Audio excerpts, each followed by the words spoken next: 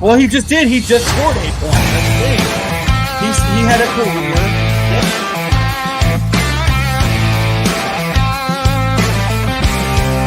Every loss, the weight of every loss will dramatically change the season.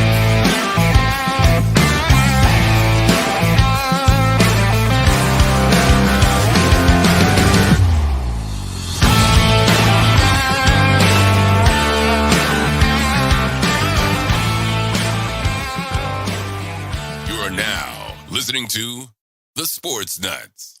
Yes, you are listening to. Look at that. Matt's even wearing the same.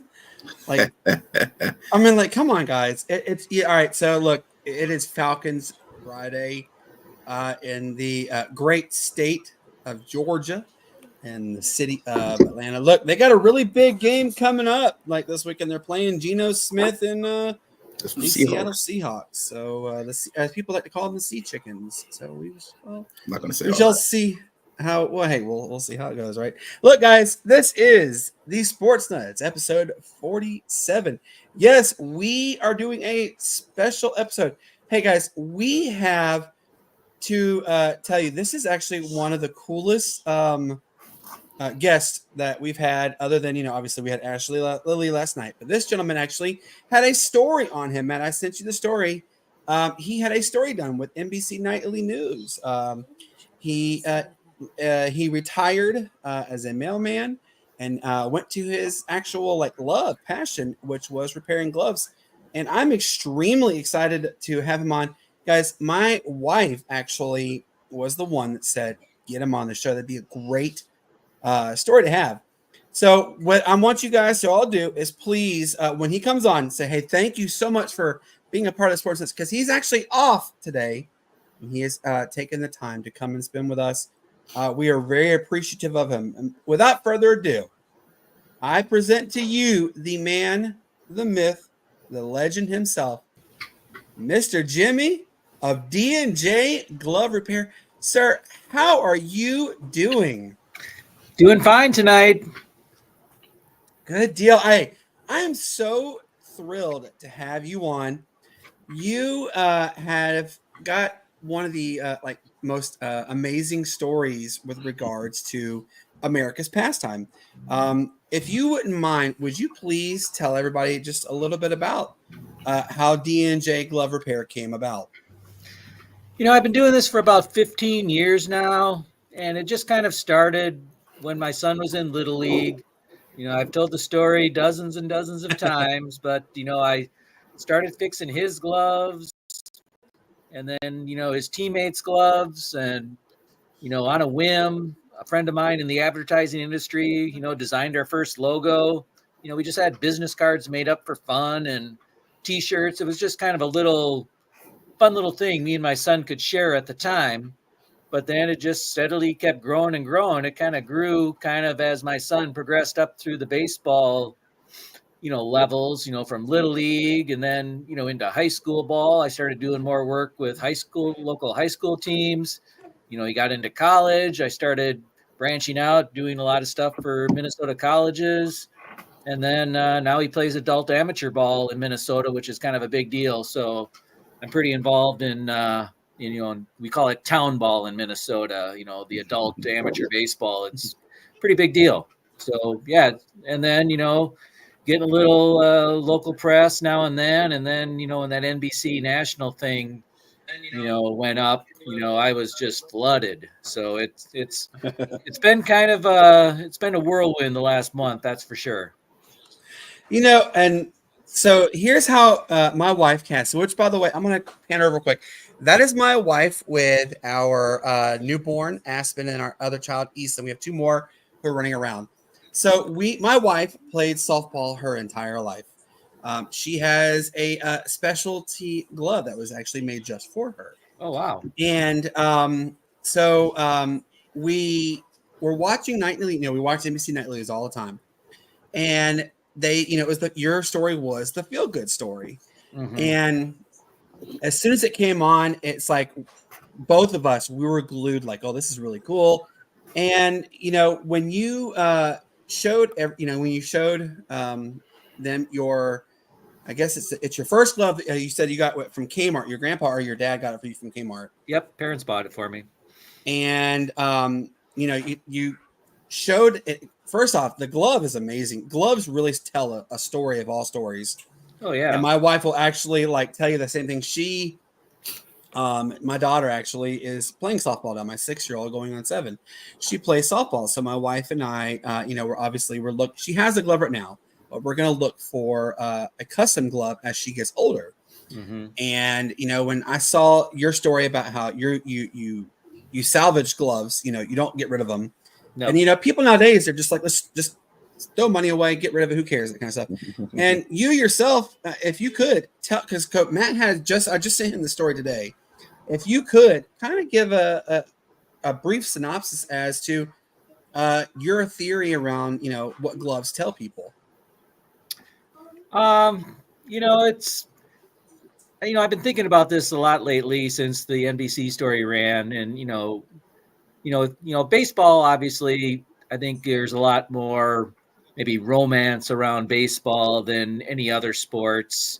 And, especially with a baseball glove, they're very sentimental compared to other pieces of sports equipment. You really can't think of any other comparable piece of sports equipment that a player uses in another sport that has kind of the myth and the attachment guys get to baseball gloves. So it's pretty unique in that regard. And, just like the guy on the news story, I fixed his Wilson A2000 and they asked him if he ever considered getting another glove. And he said, absolutely not. This is, I think he said it's glue. This is generational glue. So it's very unique among sports, I think, that the kind of the whole baseball gloves have over the players. Absolutely. So a little story. My grandpa, he passed away in 98. Before he did, though, we were going through all of his stuff just to kind of see what he had, because Papa had a Model T. He had, I think the count we got from his knife collection was over 12,000 knives. Holy cow! Yeah, right. Yes, and it's a lot. Well, we found Papa's original baseball glove. Nice. My uncle Eric, I believe, has it. It was supposed to go to Uncle Bubba, and unfortunately, he passed away in 95. So Uncle Eric is the second in lines, but Uncle Eric, I still think, has his glove, and it was one of the most cherished items. I don't know what Uncle Eric has done with that glove, but I'm going to ask him though, because he does watch. But when he does, I'm going to have him take a picture of it, and I'm going to send it to you, Jim, because you're right. There's just something about the America's pastime. They call it America's pastime for a reason. Yep. It's a legacy. We have done this since the 1800s. It is just something about going to the ballpark. Yeah. With your parents, you have a glove, you get a baseball, you sit down and you have fun, and I want you to give us one of your favorite memories growing up going to a baseball game, if you don't mind. There's a lot of good memories I have. I would probably say that, me and my friends in high school, we kind of had our tradition where we would always skip school to go to the Minnesota Twins home opener. So those home openers in high school, those were great because, we'd all skip school and we'd come to school the next day all sunburned and stuff. So, the teachers knew we weren't sick. So it was kind of hard to hide. But also, that same year, one of those same high school years, we also skipped school to go to the last Twins game at Old Metropolitan Stadium. So that would have been in the fall. And, that was a great memory too, being able to be at the last Twins game at the Metropolitan Stadium. That's where they were before they moved into the Metrodome. Now, of course, they've been at Target Field now for 10 or so years. So I don't know if you saw the news actually about the Twins. I believe they're for sale. Oh, I'm aware. What is the feeling around, Minneapolis that, obviously, so we have good friends, the Duluth Harbor Monsters arena football team. They've been on our show. Oh, okay. They've even said the same thing, that it's just something about Twins baseball that is unlike any other baseball experience there is. I'm from Atlanta. As you can see, I have the Atlanta Falcons Okay. logo on. Yep. Matt is in Atlanta as well, right? So I'm in South Carolina. Though he's actually in Atlanta. So, we grew up Braves fans. I've known Braves since 1989. Matt, how long have you known the Atlanta Braves? Oh, since about 95 when they first won. Yeah, so but from all the things that we have seen with Atlanta, they had the Fulton County Stadium, which was the old rust bucket of any sports arena, basically. Then they had Turner Field. Yep. Now they're up in Truist Park, which was formerly known as SunTrust Park until they merged, but now they're up in Cobb County. And everybody I've talked to has said there's just something special about Twins baseball. Is that a fair assumption to say that it really is just something magical about going to a Twins game? I don't know if we're all that unique. We have a nice ballpark. I go just to hang out at the ballpark, and the fans are pretty disgruntled right now, with the ownership situation.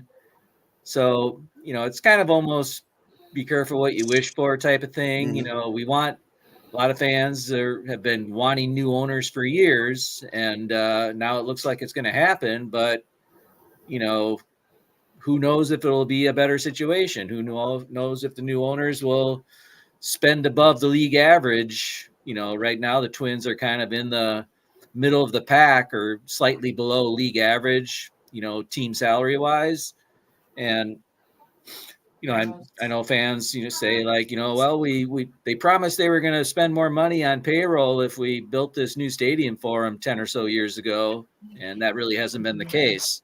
So, it's a fluid situation, right? Yes. It's going to come down to what type of owner and whether, right now, the previous ownership, they were making business decisions. They talked about right sizing the business, and that's why we released Sonny Gray and we didn't sign another comparable pitcher, and we just cut payroll $30 million. So that didn't sit well with a lot of the fans. So we'll see what the new and I don't even think that a new ownership group can come in. I don't think this can get done before the start of the next season. So I think we just have to be prepared to ride this out for a little while. Yeah, you're going to be kind of in limbo because it takes about a year to year and a half really for a full set, because it's got to get you got to get the people who want to buy the franchise and all the exclusive rights, and then it has to go to MLB's desk for them to approve the sale. Then it has to go to the owners, and the owners of all the franchises have to approve it, and then you can start the transition of taking over. Speaking of that, I don't know. Have you seen like the talks that the Chicago White Sox are kind of in the same boat? Yeah, I saw that too, and that's probably that's a scary situation with them because they're talking about going to Nashville. Yeah. Ooh. So that's the thing with there's some Twins fans that are worried that a new owner could come in and move the team, pay to break the lease or whatever. But you hear the other arguments that none of the other owners are going to allow a team to move because they would rather have that potential city be an expansion city, and then they get all the expansion fees. So I texted you earlier and I said, if you could show us the beautiful glove, would you mind showing everybody that wonderful glove that you so graciously showed NBC? Because I mean, it's really pretty, Matt. When you see his glove, it's really pretty. Really? I don't know. This is like I said, it's from Kmart. It's nothing special. Hey, Kmart's not around anymore, so it's a legendary item now. Vintage. Yeah. Yes, vintage. That's right. But it's I think it used to say All-Star on the wrist. That's long gone. Prime steer hide. It's got the Speed Flex trap in the pocket. It's I get a lot of used gloves coming through the shop, and this is kind of the type of glove I refer to as like department store gloves or hardware store gloves. Back in the day, you go to the local hardware store and pick up a baseball glove. So, wow, it's just all that's so unique. Yeah, it's just all these kind of no-name brands and stuff. It's not a Rawlings, it's not a Wilson, it's not even a Spalding or anything like that. It's it's of the era when a lot of the gloves were starting to be made in the overseas. So this is definitely, I don't know, used to say somewhere here, maybe made in Korea or Japan or something. I can't see it anymore. But So let me ask you this, Jim. mhm. Um, this can you? I want to know how this came about. Like this love, and you have to excuse my infant's crying over here. I apologize for that. So let me ask you, what fascinated you so much that you wanted to repair gloves? Because obviously not many people just want to say, hey, I want to repair shoes or gloves. There's something inside, like a passion, a love, whatever. What triggered that love? I should say, what triggered that love for you to want to repair gloves? I think I've always had like an appreciation of like quality leather. Like I always wanted to, when I would buy like baseball cleats or something, I didn't want any artificial material. I would like make sure they were all leather, because if you take care of leather, it's going to last a long time. And then I think like was mentioned in the NBC story, my grandfather was a shoe repairman his whole life. So, I would visit his shop every week with my dad, and maybe some of that kind of just sunk in by osmosis. I think you can kind of see kind of back in the corner. Oh, there it is, Oh the yeah. sewing machine there. That the same type of sewing machine my grandpa would have had, and I got a lot of pictures displayed of my grandpa at his shop, from back in the day. So it is it is kind of an inspiration to me in that way. And like I always say, it's just an appreciation of good leather. I can pick up a glove and know if it's decent leather or not. Some of the, you know, obviously it's easy to tell if a glove is made with, vinyl or artificial type material. But, I always say that, I have a big stock of used gloves in the shop, for little kids, maybe T-ball age or whatever. And like, that's what I always hate to see. I hate to see a kid with his first glove be like some neon colored piece of vinyl from a big box store. Absolutely. Matt, do you have a favorite baseball story that you'd share with us? I don't have a favorite baseball story. I do have a couple of memorable experiences growing up, man. I mean, obviously, when you're kids, you're gonna, play catch with somebody, or you're gonna, play baseball with the local kids in the neighborhood and things like that, man. But I do have a question for Jimmy, man. Jimmy, so just tell me, what was that feeling like when you finally, for those who haven't seen your special and are kind of new to who you are, what was that initial feeling like when you decided to transition from working where you were working to starting your own business and repairing gloves? Well, I kind of been targeting this for a little while. I've been doing it for 15 years, like I said. And, it was all, either in a basement of a house, or maybe I moved out to the garage and set up shop in the garage. And then, over 2 years ago, I moved into this shop while I still had a full-time job at the post office, but I was kind of targeting, retirement. And I thought this would be a nice little transition. I would have a nice little retirement job. I could come here a couple days a week, maybe, and hang out and fix a few gloves. But then after the NBC story ran, now I basically went to, retiring from one full-time job and having another full-time job now. I'm not complaining, believe me. It's great. But,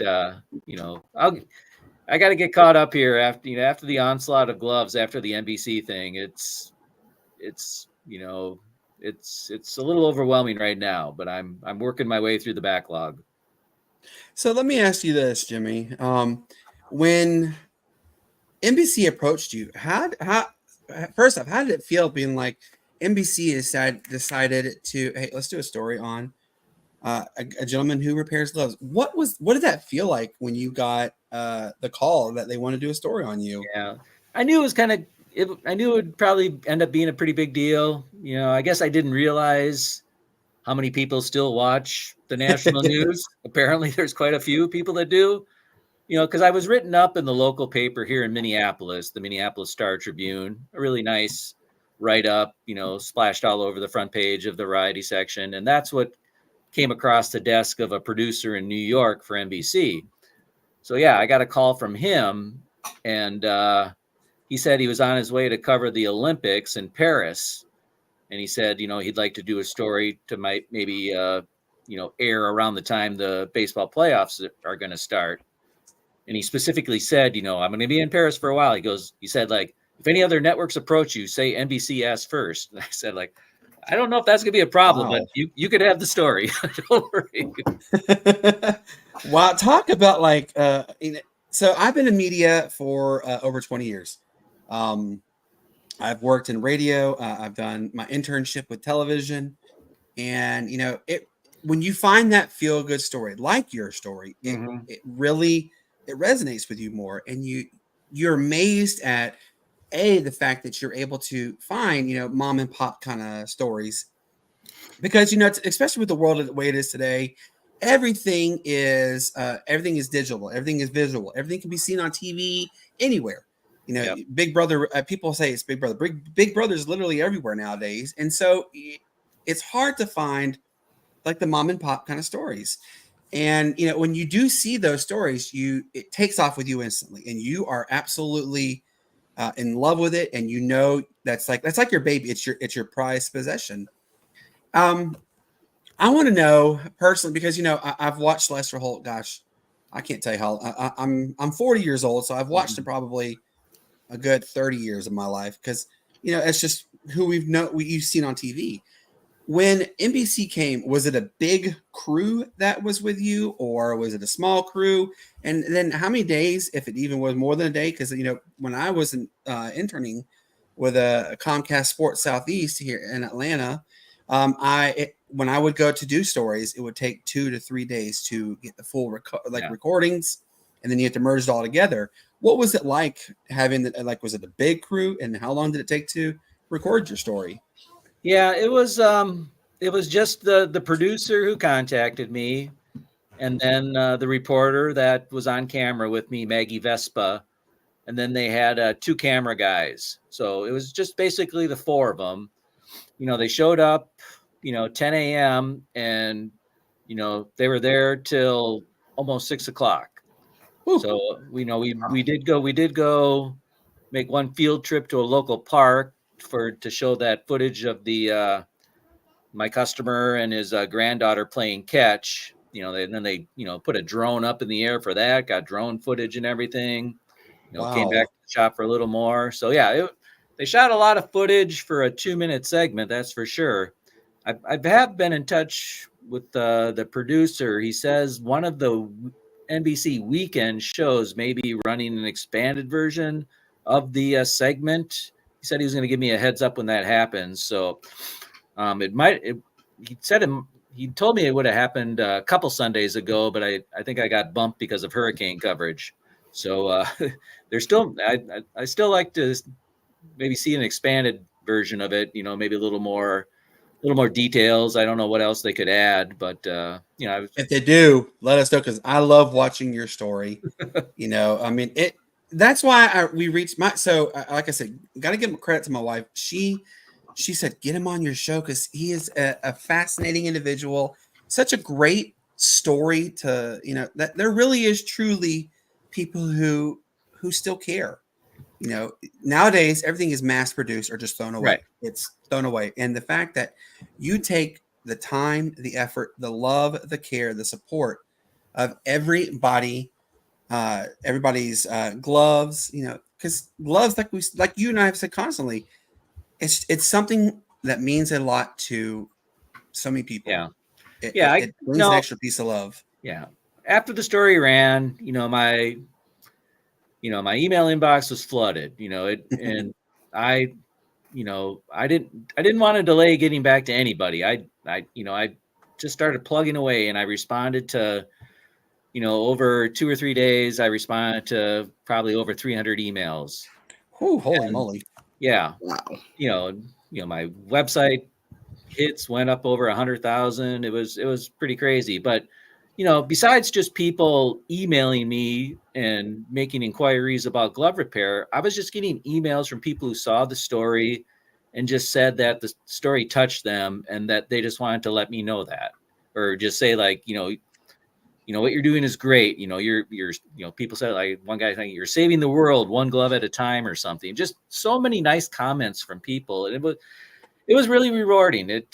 I saved all of them. It was just so nice. And I would get contacted by other people who said like, I saw your story and, I have these used gloves that we don't have any more use for. Can I send them to you? Will you find a good place for them? And like I tell people, whenever they send me a used glove, and I have my stock of gloves up front that I sell, but if I know I have a glove that someone has donated to me, and if I know I have a kid or an adult or whoever in the shop that, maybe can't afford a full price used glove, I always tell people that I always will make every effort I can to pay the glove forward.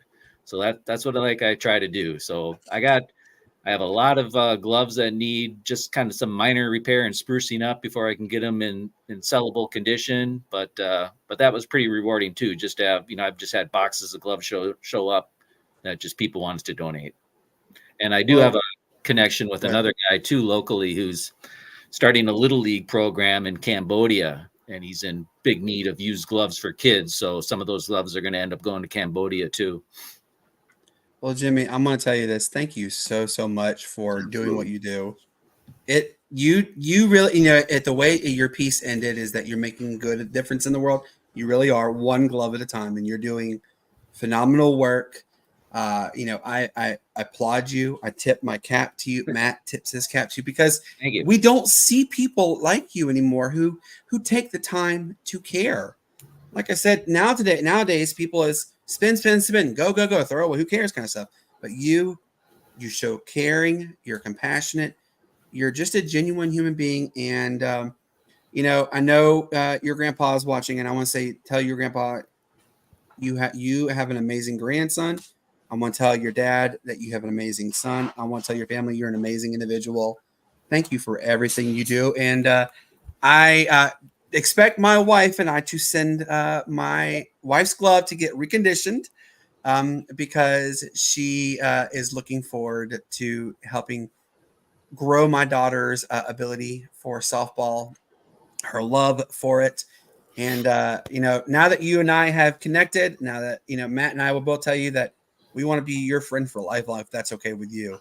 For sure. And then, I think we're connected on Twitter. I'll find you on Twitter. I see the scroll here. Yep. But and Twitter, X, whatever you want to call it now. Twix.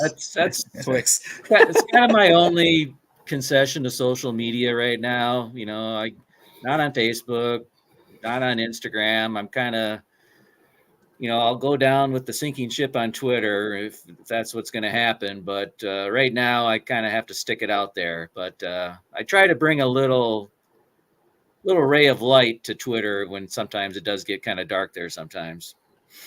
Okay, in a world that is as tumultuous as it is today, Yes. Any little bit of extra care really makes the difference.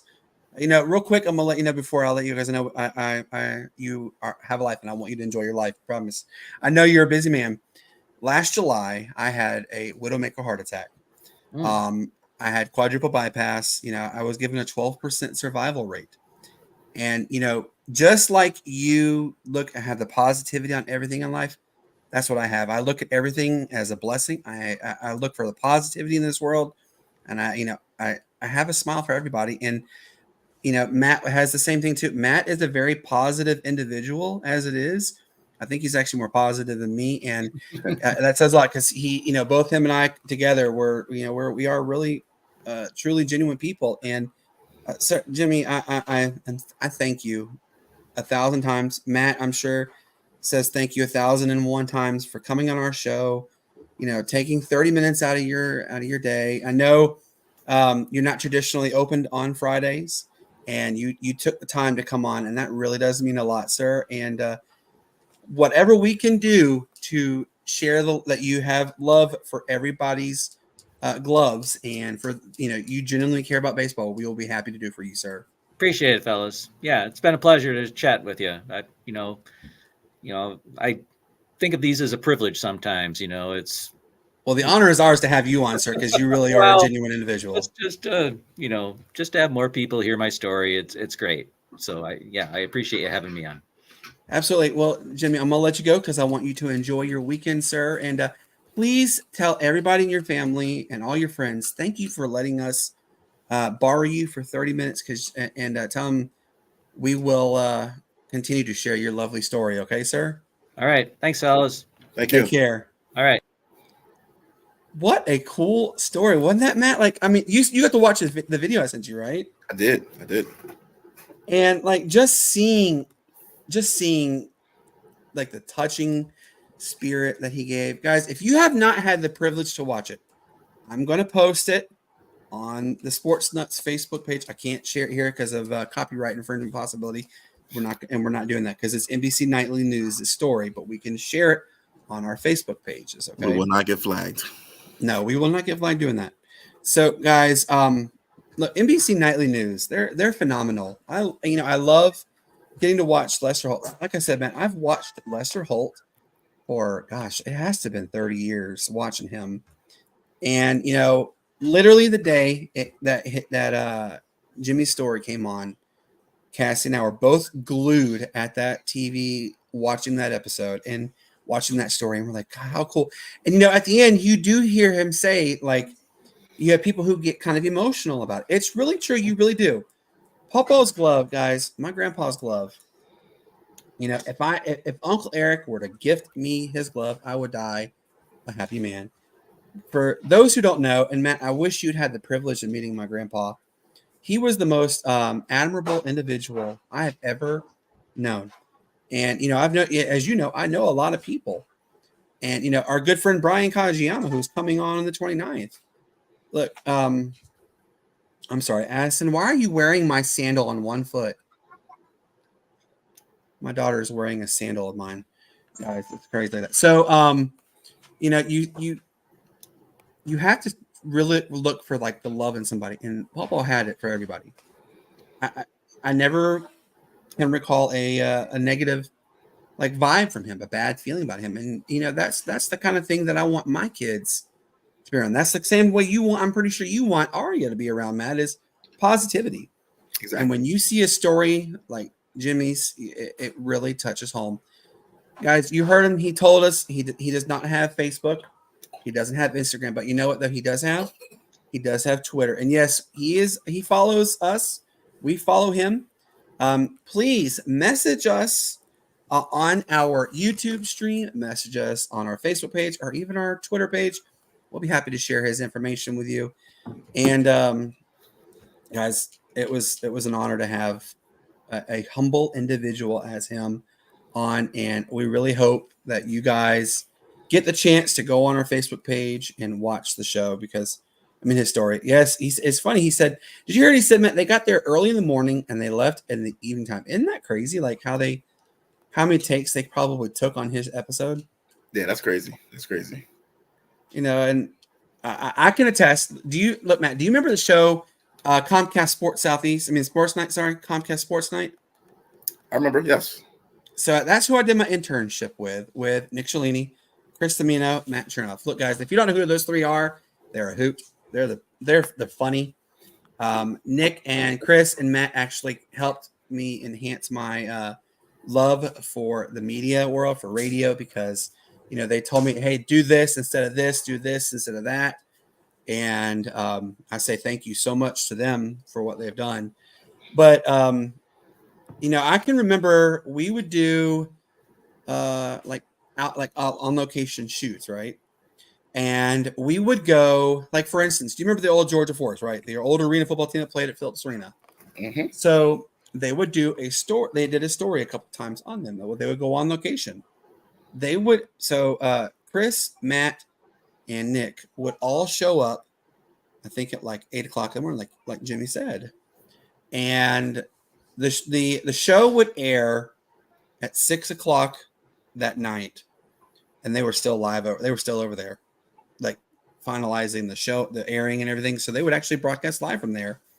And then there'd be times like I would talk to Nick, and then they would come back at like 8:30 at night only to get up and do it the next morning on the radio. It was really cool to see all that stuff, and that's when I told him, that's why I told Jimmy, I said, sometimes it would take 2 to 3 days to really get a good, like footage and airing on this stuff. And, I tip my cap to how much the media world has changed. You know what I mean? Yeah.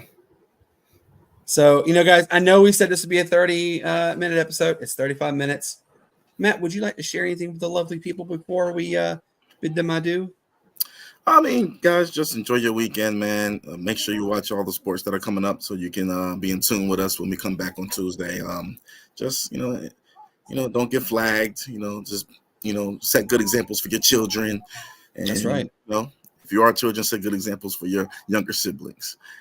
Just enjoy life, guys. Just enjoy life and enjoy what you have and enjoy sports.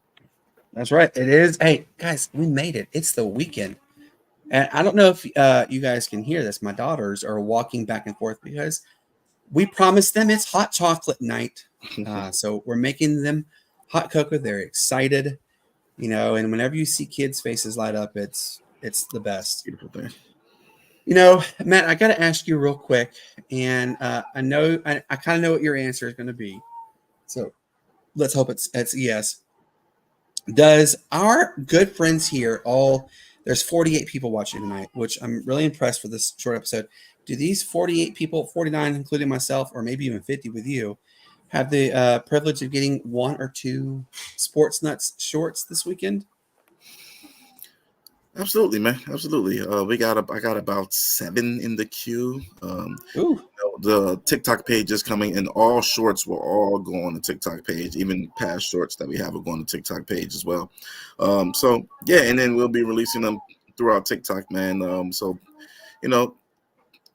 the latest tomorrow, I'll have the TikTok. We'll have the new the Sportz Nutz. I can't even speak. The Sportz Nutz TikTok. That's a mouthful. The Sportz Nutz web page will be up no later than tomorrow, which is Saturday, and we will have some shorts on there. Past, plus new. Hey, we'll still put them on YouTube too as well, guys. Don't worry, they're going to go. Everybody will see them, and we're excited to share them with you guys. So, just a quick reminder, and then we're going to let you guys go about next week. Sorry. Aspen, she's pretty upset. So babies are gonna baby, man. It's okay. Yep. All right. So just a reminder, guys. I have messaged Pete again. Just I do the few-day reminder, the couple-day reminder, and then the day of reminder. Just hey, we're coming you on and stuff. Pete from the Columbus Clingstones, AA minor league affiliate of the Atlanta Braves. He will be on next Tuesday. Also, remember, Brian Kavix will also be joining our show for 15 minutes at the end. So we have an extended time with him. He is going to talk some NBA. As you know, guys, listen, NBA is knocking. It's about to get next going. Week, baby. Next week. We cannot wait, y'all. He's going to talk some NBA basketball. He's going to talk some Orlando Magics with us. Hey, we may be able to try to convince him to talk a little bit of Atlanta Hawks. Who knows? Matt might have to do a little charming with them. So we have him coming on. So we're extremely excited to have both of them on. Then remember, guys, next Friday, the Sportz Nutz, we will have Rich Miano of the University of Hawaii, which I got to quickly tell you a story on in just a second. He will be coming on. And then the 29th, our good friend Brian Kajiyama is coming on. Matt, I want to ask you this real quick. Okay. High school football, it's big all over. And we're in the thick of high school season right now, right? Yeah. So, Kahuku High School in Hawaii just nabbed the number 1 rated quarterback in the entire U.S. to transfer to their school. Now, there is it's called a heat day waiver, which means you have to wait like 10 to 14 days after you transfer to the state of Hawaii for a football, basically for football and going to high school and stuff there. Mm-hmm. And then you can play. Well, if you sign this waiver, you are allowed to basically, you have to go through this rigorous training to make sure you can handle the heat difference. Guys, when I tell you it's hot, I'm not saying it's Miami kind of heat, because it is hot in Hawaii. Yeah. They do have heat and it is humid, but it's not like an oppressive heat, because you have the trade winds, the winds that come off the Ko'olau Valley, with the mountain range in Hawaii. It's very comfortable. And if you go to the state of Hawaii, if you talk to 100 people randomly out of the blue, I guarantee you about 90 of them will say they don't have air conditioning in their house. And it's not bad. Why? Because, man, I knew you were going to say that, Matt. You know why? You have the trade winds. They literally open all their windows. The winds blow constantly off the mountain range, and it's really comfortable. It could be 85 degrees, but it feels like it's in the low 70s because the winds feel phenomenal. It's really comfortable. It's natural AC, right? It's wonderful. Also, you will also know that in the state of Hawaii, you don't wear shoes when you go in the house. You take them off at the door and you enter the house barefoot. And there's a reason for that. It's called for courtesy reasons. So anyways, going back to this. Well, he cleared the waiver. He will be playing tomorrow night, Hawaii time, 6 o'clock in the evening, Hawaii time, which fast forward 6 hours here. It's 12 o'clock in the morning. He was playing the number 1 team in the state, Campbell High School, which, by the way, Matt, I'm about to tell you a stat, and it's going to blow your mind away. Okay. Campbell High School in Hawaii has a quarterback. They're 7-0. They've played 7 games. So far, he has thrown 4,500 yards passing. He has already thrown 48 touchdowns in 7 games. He is on pace to throw 85 touchdowns in a single season, and he could very well eclipse the 10,000 yards in passing in one season. That is never Crazy. I don't think I've ever seen a stat that outrageous, with like high school, college, especially pro. I mean, come on now, no one's ever done 10,000 yards like in one season. Is he a senior playing against kindergartners? I mean, what's going on here? I don't know. So the quarterback, he is I think he's a 3.5 or 4-star recruit. He's committed to Cal Berkeley. Darn. Because I would love to have had him commit to Hawaii. Could you imagine having that kind of publicity?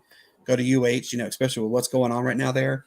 But, the dude is electric. He runs really good. He's a really good runner, but it's like a gunsling. And I asked Brian, I said, dude, does like Campbell score like 70 points a game? He said, I don't know, but I'm going to look into it. Because, think about it. He's done 48 touchdowns in 7 games. He's on pace to throw 85. Hey, that's I've never heard of something like that before, That's insane.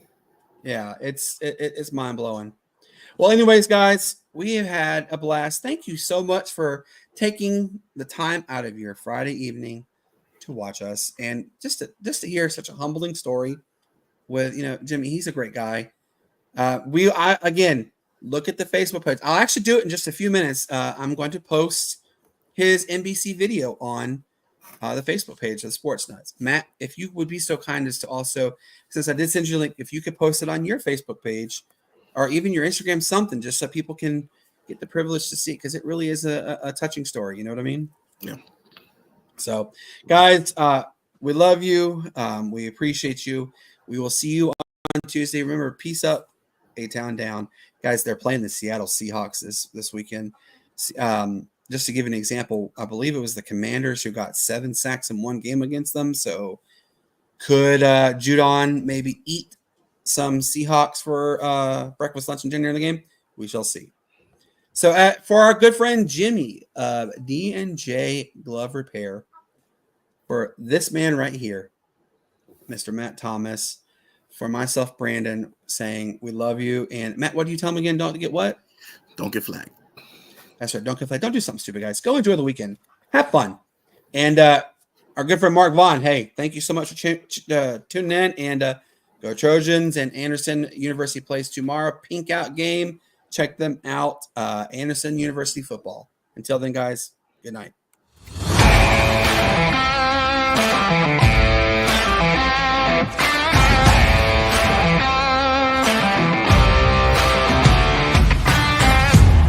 Well, he just did. He just scored 8 points. That's the thing.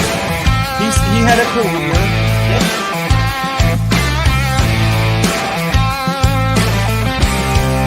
Every loss, the weight of every loss. Humanity